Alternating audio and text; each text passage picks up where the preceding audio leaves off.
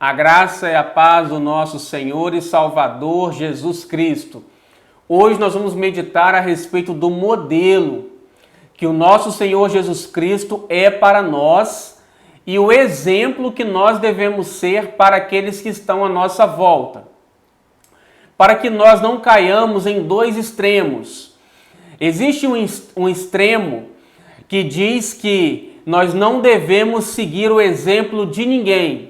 Nós não devemos imitar a ninguém, porque, na verdade, Jesus Cristo é o único digno de ser imitado, de ser exemplo para nós. E por meio desse erro, as pessoas levam muitas vezes uma vida relaxada, uma vida irresponsável diante de Deus.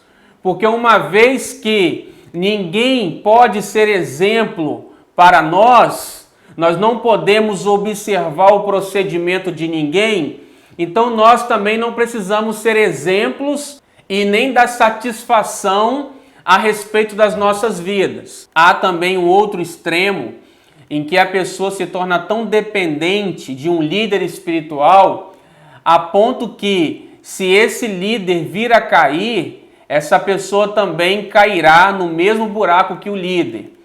Se o líder prega, ensina coisas erradas a respeito das escrituras, essa pessoa também comete o mesmo erro e repete os mesmos erros doutrinários. Então nós não devemos ir nem para um extremo nem para o outro. Nós devemos seguir aquilo que a Bíblia nos ensina. E a Bíblia diz que o nosso Senhor Jesus Cristo é o nosso modelo. Modelo, de acordo com o dicionário Aurélio Online, diz que é aquilo no qual alguém se pauta para construir outra coisa idêntica, como, por exemplo, construíram o carro de acordo com o modelo. Então, pense em um padrão, aquilo que se deve copiar de forma idêntica, ou se produzir, se criar de maneira idêntica. Então nós fomos criados de forma idêntica ao nosso Senhor Jesus Cristo. Nós fomos gerados pelo Espírito de Deus. Nós temos a própria vida dele em nós. Paulo diz: já estou crucificado com Cristo e vivo não mais eu, mas Cristo vive em mim. Porque a vida que agora vivo na carne, vivo pela fé no Filho de Deus. Então veja que a vida que nós vivemos aqui, em nossa carne, a nossa vida espiritual, é o próprio Cristo habitando em nós, porque é a vida de Deus. Também João diz o seguinte para nós: nisto é em nós aperfeiçoado o amor, para que no dia do juízo mantenhamos confiança, pois segundo ele é, também nós somos neste mundo. Então, segundo como Cristo é, somos nós também neste mundo. Ou seja, nós vivemos a mesma vida que Cristo vive, a vida de Deus em nosso interior. Por isso Paulo diz que Deus criou, gerou outros filhos para que Jesus Cristo se tornasse o primogênito dentre muitos irmãos. Então vejamos que nós somos filhos de Deus da mesma maneira que o nosso Senhor Jesus é filho de Deus. Então ele é o nosso modelo, tá? Mas também nós devemos ser exemplos para aqueles que estão à nossa volta. Porque a Bíblia diz o seguinte: mas por isso mesmo alcancei misericórdia, para que em mim, o pior dos pecadores, Cristo Jesus demonstrasse toda a grandeza da sua paciência, usando-me como um exemplo para aqueles que nele haveriam de crer para a vida eterna. Então veja que Paulo está dizendo que ele foi feito exemplo para aqueles que alcançariam a vida eterna. Também ainda para Timóteo ele diz assim: ninguém despreze a tua mocidade, mas sê o exemplo dos fiéis, na palavra, no trato, no amor, no espírito, na fé, na pureza. Então Timóteo deveria ser o exemplo para os demais irmãos no trato, na paciência, na pureza, na fé. Então nós devemos ser exemplos também para aqueles que estão à nossa volta. Também em Filipenses, no capítulo 3, versículo 17 ao 18, Paulo também vai dizer que ele foi feito exemplo. Ele diz assim: irmãos, sigam unidos o meu exemplo e observem os que vivem de acordo com o padrão que lhes apresentamos. Pois, como já lhes disse repetidas vezes, e agora repito com lágrimas, há muitos que vivem como inimigos da cruz de Cristo. Então, para combater o ensinamento daqueles que eram inimigos da cruz de Cristo, Paulo está dizendo que a igreja deveria observá-lo como exemplo. Por muitas vezes, Paulo diz que as igrejas deveriam imitá-lo.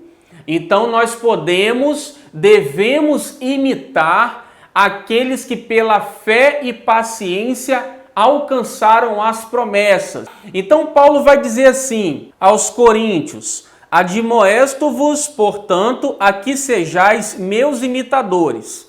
Também no capítulo 11 ele diz: sede meus imitadores, como também eu sou de Cristo.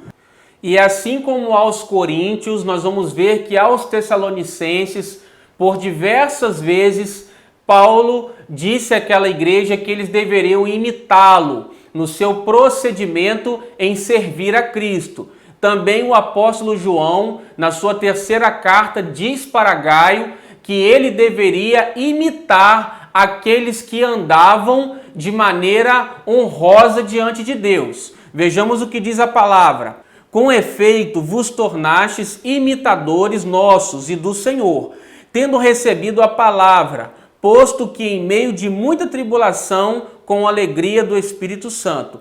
Então veja que eles se tornaram imitadores deles, dos apóstolos. Também diz assim: tanto é assim, irmãos, que vos tornastes imitadores das igrejas de Deus existentes na Judéia em Cristo Jesus, porque também padecestes da parte dos vossos patrícios as mesmas coisas que eles, por sua vez, sofreram dos judeus.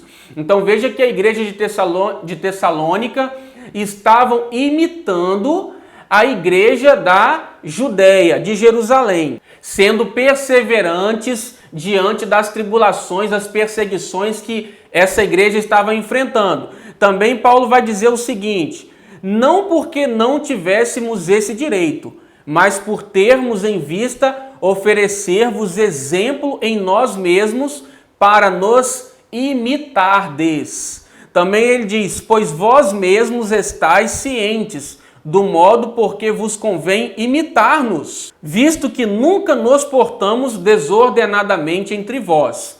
Então Paulo insiste com a igreja para que ela imitasse ele e que também os irmãos imitassem uns aos outros. A igreja deveria ser imitada, no sentido de quê? De andar de maneira honrosa diante do Senhor. Também João diz assim: amado, não imites o que é mal, senão o que é bom. Aquele que pratica o bem procede de Deus. Aquele que pratica o mal jamais viu a Deus. Então João está dizendo: não imites aquele que é mal, mas imite aquele que faz o bem, porque esse é nascido de Deus, esse vem de Deus. É claro que principalmente nós devemos imitar a Deus, porque no capítulo 5 de Efésios, versículo 1, diz que nós devemos ser imitadores de Deus como filhos amados. Mas nós temos que entender que nós temos uma responsabilidade diante do Senhor, de dar um bom testemunho, de edificar aqueles que nos observam. Porque Jesus diz assim: nem se acende uma candeia para colocá-la debaixo do alqueire, mas no velador, e alumia a todos os que se encontram na casa.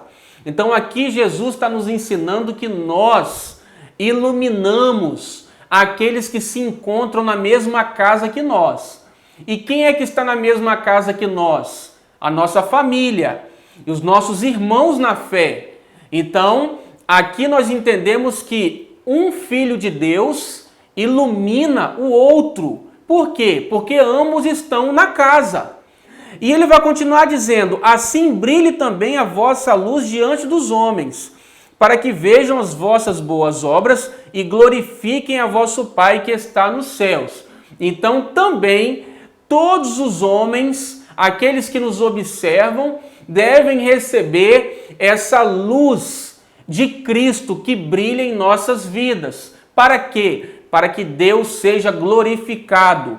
Então nós temos uma responsabilidade de ser exemplos, de darmos bons testemunhos. Também ele vai dizer em Hebreus, o autor, consideremo-nos também uns aos outros, para nos estimularmos ao amor e às boas obras. Não deixemos de congregar-nos, como é costume de alguns. Antes, façamos admoestações, e tanto mais quanto vedes que o dia se aproxima. Então ele está dizendo aqui que nós devemos estimular uns aos outros em boas obras. Por quê? Porque o dia do Senhor se aproxima. Os sinais da volta de Cristo estão gritando no mundo hoje. E a igreja precisa se levantar.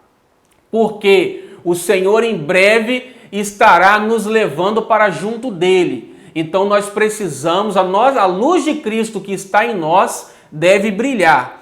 Também diz assim: quanto aos moços, de igual modo, exorto-os para que em todas as coisas sejam criteriosos.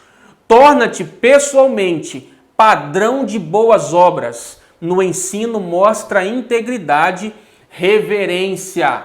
Então veja que Paulo está dizendo para Tito aqui que Tito deveria ser o padrão ou o exemplo de boas obras, assim como ele disse para Timóteo que ele deveria ser o exemplo, ainda que ele era jovem, ele deveria ser o exemplo no trato, na paciência ou perseverança, na fé, na pureza. Então nós precisamos ser o exemplo, as pessoas precisam olhar para nós e nos imitar no nosso procedimento diante do Senhor. Nós vemos que na parábola das 10 virgens, as 10 estavam dormindo quando houve um grito que dizia: o Senhor, o noivo, está chegando. E a Bíblia diz que 5 dessas noivas não conseguiram pegar azeite a tempo. Por quê? Porque não foram prudentes. Então nós precisamos andar de maneira prudente para que nós não sejamos surpreendidos na sua vinda. Então Deus te abençoe. Até o nosso próximo vídeo. Amém.